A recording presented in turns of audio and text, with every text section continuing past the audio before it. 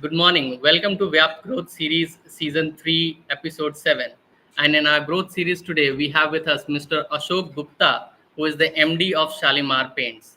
Mr. Gupta has over 3 decades of experience into various industries, and today he is spearheading Shalimar Paints for the business transformation and profitability. Brings with him a lot of acumen wherein he have delivered a lot of results into businesses working across various different industry in his career so far. Join me to welcome Mr. Gupta in our growth series. Namaskar. Good morning. Namaskar. How are you? I'm doing good. Delighted to have you on our platform, and there's a lot of curiosities which is going to be answered by you. You being a veteran in the industry and spearheading Shalimar Paints for the next phase of growth, and we are sure a lot of growth coming up from the paint industry. So we'll learn a lot from you today, and I'm sure our viewers would also do that. So without spending much time on this, I would like to move forward on our first curiosity.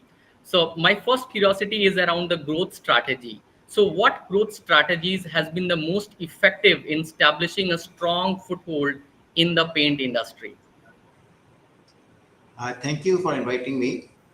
Uh, I have been in paint industry for last 4 or 5 years, but prior to that, my career has been in steel industry. I started my career with Steel Authority, and for a number of years I was working there. Then I shifted to a number of companies, all in steel sector, from Surya Roshi to Jindal Stainless to ArcelorMittal to many others. Paint industry is a very interesting industry.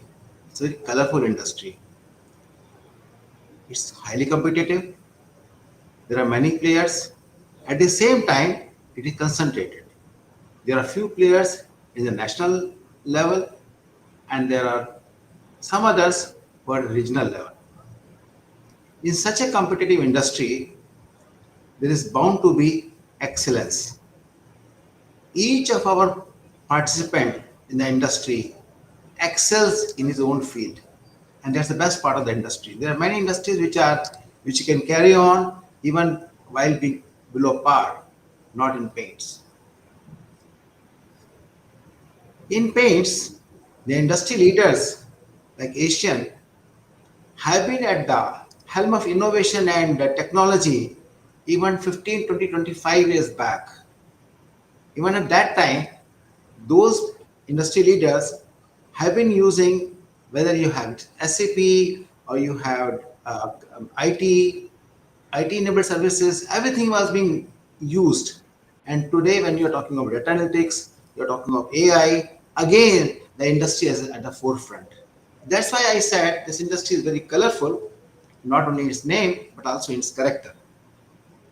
To stay in such an industry itself is a very nice thing because you get an opportunity to face the best in terms of innovation, the best in terms of caliber, the best in terms of technology. So how do you face them? And particularly when you are not a large player. See, the largest player has more than 50% market share. In such a market situation, when the large player is almost like an elephant, you being a small player has its own challenges. True. So what do? You have to find your own strengths. So being nimble is a strength. The elephant will take time to move around. You can quickly change things, change tracks. This is what we did. I'll give you a small example of nimbleness. A couple of years back, we introduced a small scheme. We started putting a silver coin in a pail of paint. Now it created a big ruckus in the market. Suddenly, a painter will get a silver coin in a bucket of paint. You don't expect it. And we could do it. We were small, but well, not others can do it. So one of the most important strategies we learned were nimbleness. That means you be flexible. You change tracks fast. We introduced for 6 months, withdrew, introduced something else, you withdrew again and again. So like this, you can make use of your nimbleness and change things. The second thing you saw was product. Now this, of course, the leader taught us. See, your strength is your product. If you are having a good product, So we have now set up a new R&D facility because we saw the product is a backbone. You can't have an organization, you can't have an industry if you do not have the best products. Mere lip saying can go well in singing, but perhaps not in business. True. And then we have the second most important thing is how to reach the customer. Many a time, customer is not the customer. For us, we decided it's the influencer who's the customer. Many often, when you want to go for a vacation, we try to reach the head of the family with the child who decides where to go, how to stay, what to do. It's not the dad, no longer at least. So these influences are very important. The children are very important, and for us, Mm, the children are the painters. mm, So second lesson we learned was not go for the buyer, go for the influencer. He is more important. The kingmaker is more important than the king. mhm. And that thing we learned was the communication. You see, many times you see the communication, you see the branding, you see the marketing. What do you see? You see direct messages. My product is the best. But then there's a clutter. Everybody says the same thing. My product is the best. I offer this A, B, C, D. But what we have seen is the emotion which plays. If you touch somebody's emotion, I tell you in one of my cases, we were making an ad and we were making an ad for a chocolate, for a steel chocolate, and we used a small emotional touch that on the first day when the bride is coming, your nothing untoward should happen, and it so happens that the chocolate falls down. So we gave a message: use our chocolate. Nothing will happen on the crucial day. So these are the three learnings we had. One was that product is your base. Go for the product. Influencer. Go look at influencer. Go talk to influencer, not to the buyer necessarily. And thirdly, emotional connect. I think these are the things which we learned, which we have given as dividend. Mr. Gupta, you talked about three different messages, and you talked about nimbleness, how the smaller players can be lean and agile to propagate their product in the market with an understanding of the customers. So my next curiosity is somewhere very close on the growth part itself. So how can you drive sustainable business growth? We have been talking about sustainability, and obviously the leaders across the world have been talking about sustainability, both from business world as well as the country leaders. So can you talk about what is the industry doing from sustainability point of view, and do you see, are there any emerging trends or areas of focus which you see are going to drive further growth in the paint industry?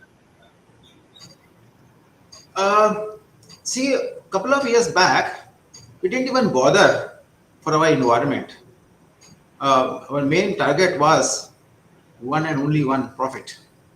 How do we increase our profit? And then we evolved like human beings. Businesses evolve, countries evolve, societies evolve. So evolved from profits to stakeholders. That we have stakeholders by way of employees, by way of shareholders, by way of bankers, by way of our people around us.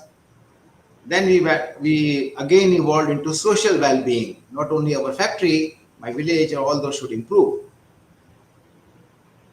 Then we saw that in the process, we are limiting our life. We used to think of living for 70, 80, 100, 150 years. Now we saw that we are spoiling the environment so much that we can forget about 80 to 100 years. Everything, humans have also evolved from knowledge, from information, and that's what happens with True. us. Today, it has become more important than profit to ensure that your your planet, your environment stays. It doesn't go away, it doesn't fade away. So what are the things important for that? You need to have continuous air, pure air, you need water, you don't need pollution of any kind, whether it is land or air, noise, any kind. and you need conservation resources. Your resources are limited. I think on each of the parameters, slowly and steadily, each of the companies have started working. For us in paint industry, the biggest threat we had was from plastic. We use a lot of plastic forever, containers. So now we have started slowly but steadily recycling all the plastics. We were very fortunate. Now, number of our pails used to be used as a bucket by the people. So as it is, Mhm. there was a reuse. But after one or two reuse, even that become a waste. So Mhm. we have now started collecting that waste and putting it into the fresh manufacturing of fresh buckets. And today we have reached a stage where around 10 to 15% of the material is recycled. Wonderful. And that what cannot be recycled, we are giving it for producing energy. So slowly and steadily, we are looking at environment to begin with. We are looking at natural resources. We are looking at recycling. So these are the way we are trying to ensure. This is on the only on the buckets front. Then even on the material front. So we are seeing paint is made almost significantly by using natural resources. For that matter, most materials are. When I'm talking about paint here, we use minerals, we use limestone, we use crude oil, we use all other kinds of minor minerals for making paints. One shift which has taken place is instead of making paint based on crude oil, we have slowly and steadily shifted to water. Mhm. Now, this has got two outcomes. A, pollution of the air. Air pollution in our houses has reduced because the base is no longer oil, the base is water. And secondly, we are now working on reducing the footprint. Slowly and steadily, we have increased the percentage of water and reduced the percentage of minerals. So I think these two methods, recycling of plastic and minimizing the use of minerals, including crude, is the way sustainability is for us. That's so wonderfully answered by you, Mr. Gupta, and the kind of efforts you're taking in to collect the plastics from different customers and reusing it, that itself goes a long way. My next question is around the size of the market. Wherein we are talking about it's a huge size, and with the diverse market you cater to, what it becomes very important for us to have the localization of products or services.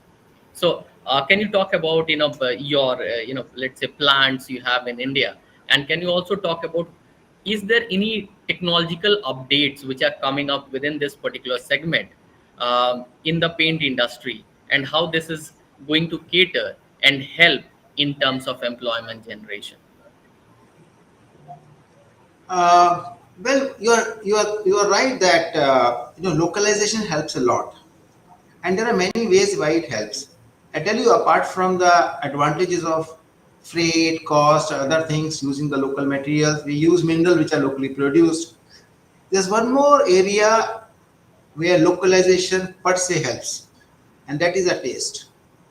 See, you'll be surprised from Kashmir to Kanyakumari, the taste for of people changes every 500 kilometers.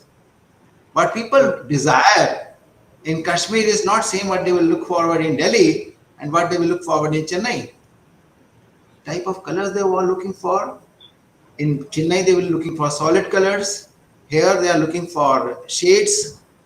That type of material they are looking for. In Bombay or Maharashtra, they look for enamel-based products. In Delhi, they want emulsion-based products.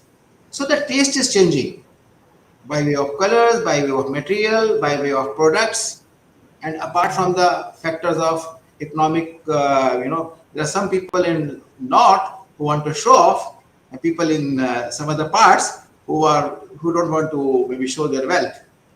So these are changes which take place, and you have to understand the local demand, local requirements.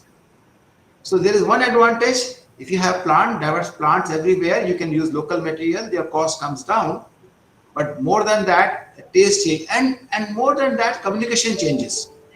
You see, communication is very different in different parts of the country. So I think localization helps a lot. We have got plants in near Delhi. We have got in near Bombay, in Nasik. We got near Chennai. So and we are trying to set up a plant in Odisha as well. So we are setting up plants. We have got plants all over four parts of the country, and more localization is happening both for the labor, for the workers, for the. But so far as executives are concerned, I think there it's a national character. At that level, people want to move around. In fact, it is observed that movement helps, migration helps. If I have people from different parts of the country, it's a better, good mixture. And so far as the trend is concerned, I must tell you, the whole industry is changing fast, changing too fast. Sometimes it is difficult to even keep trends. See, one other thing which is taking shape is information is flowing fast, whether it is social media or it is your channels like or your people like you who are decimating information. So see, things are moving very fast. Now, because of this, people trends are changing, tastes are changing, requirements are changing, and that creates a need for data analytics. See, today situation has come where we are producing more reports than paint. So much of data has to be analyzed, the trends have to be seen, and the second part is that we are using technology today to enable a person to do a job of five people, whether it's in production or it is in sales and marketing. Today, each one of our employees has a tab on his hand. Whenever he goes to dealer, he doesn't have to speak out. Everything is there on the teleprompter. He knows what he has to say. He knows what he has to do. The whole transaction, he doesn't have to remember anything. It's available on his screen. He speaks from there. He takes the order, finishes his business in half an hour, and moves out. How fast things have become. So I think data analytics and technology are the drivers today. Okay, so you talked about data analytics and technology, and then you also talked about that this industry produces a lot of, you know, jobs, not only limiting to white collar, but also people at bottom of the pyramid as well. So with this, we move on to our next round, and our next round is called flip round, where the guest becomes host and host becomes guest. So So that's your interesting. take. So, Pankaj, tell me, you have been interacting with so many businesses, so many different leaders, with a variety of experience. In your view, what advice would you give to businesses? See, today everybody wants to run fast. Nobody has time. Everybody wants to become a millionaire or a billionaire. So, what's the advice you will give to people who want to accelerate their business? Very good question, Mr. Gupta. And first of all, I would like to probably share that, see, one has to look at sustainable business growth, because we might grow very fast, but we have to ask a question: at what cost are we going? Are we growing?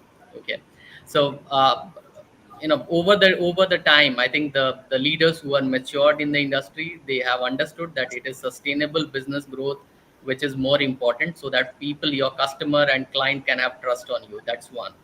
Second important part, I have always believed, and you can look at the kind of growth which the industries are having, they have always capitalized on their core competency. So first of all, while diversification is one part of the game, that you need to diversify in the areas of interest which the organization has, but at the same point of time, can we stick to the core? What is that which people know us for? Okay, and the more depth we go in the core part of it, the more important we are for the customer, and then there's a less of competition which we have in that area.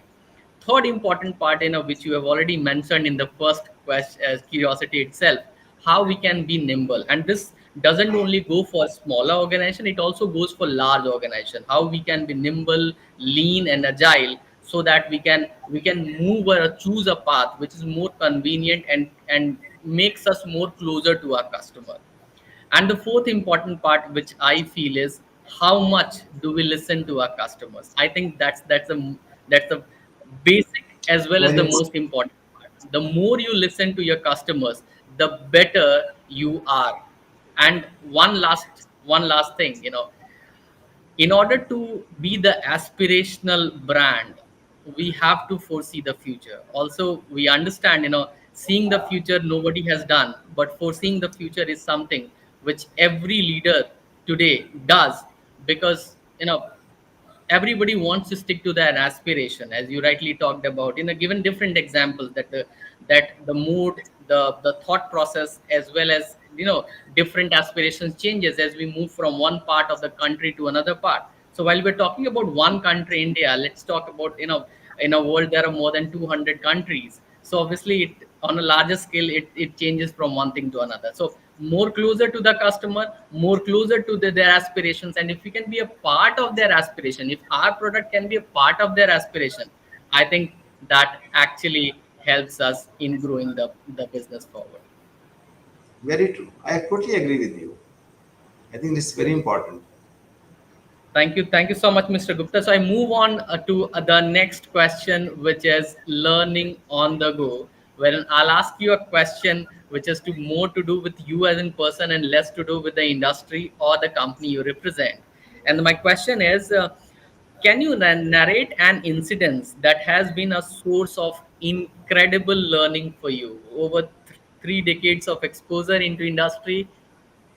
One experience from your side. It's very difficult, Pankaj. Yeah, my life has been full of incidences. Um, in fact, there hardly a month goes when something new doesn't happen. So many things are there. But just to tell you one area which is relating to decision making. With the background, I was director of logistics in Jindal Stainless, and we had a very peculiar problem. About 40% of our goods used to come through containers. Our plant was in Odisha. Our port was Visakhapatnam.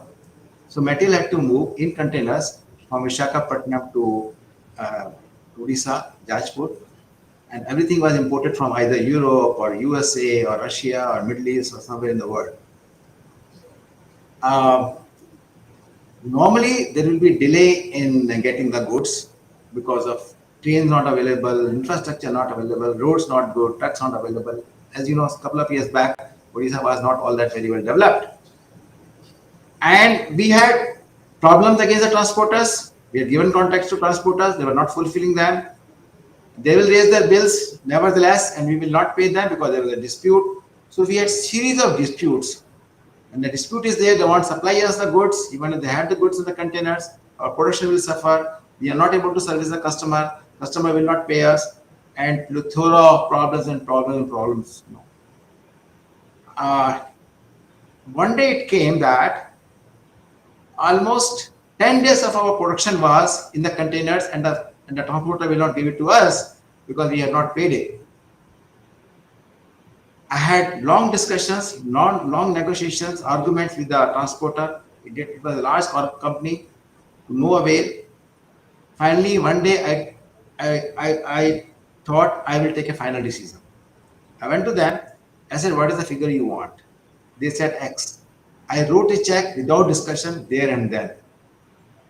And you won't believe, Pankaj, that day the history of that company changed. I know nobody in my company liked my decision to give so much extra money to that person. And my only thing was to the as compared to the advantages I'm going to get, this is peanuts. And this is a lesson I learned. Sometimes we go after peanuts, as they say, for pennies, and we forget the real. And this has not happened once, this happened many times. My friends. So there I learned that look at the bigger picture always. Don't go for small things. If you go in small things, if you look after small things, you may miss the bigger picture, you may miss the trade. That's a beautiful incident you shared, Mr. Gupta. Looking at the bigger picture is more important, and how you can look at bigger picture and work accordingly, without talking about smaller things which can come in between, without even caring about the peanuts. I think that's something which also helps you to actually go closer to your dreams and achieve much of your vision. This has been an incredible, episode with you, Mr. Gupta, and a lot of learnings coming from you. I really enjoyed every bit of it, all the curiosities answered.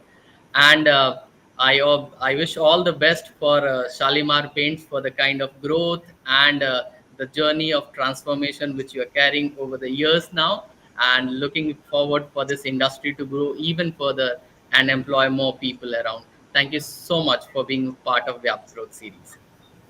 Thank you, Pankaj. Thank you for giving me this opportunity. It was wonderful talking to you. You are a wonderful host. Thank you. Thank you so much.